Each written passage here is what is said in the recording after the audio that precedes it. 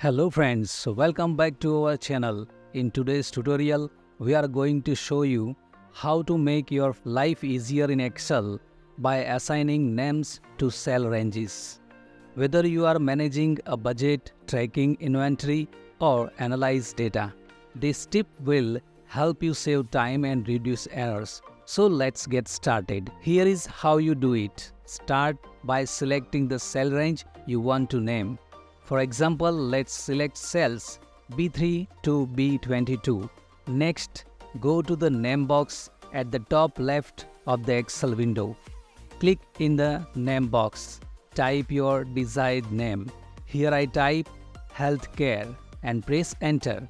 Remember, names can't have spaces, so use underscores or capitalize the first letter of each word. Now, let's use our named range in a formula. Instead of typing the cell references or selecting the cell range, you can simply use the name you assigned. For instance, to calculate the sum of healthcare, you would type is equal to sum into bracket healthcare and press enter.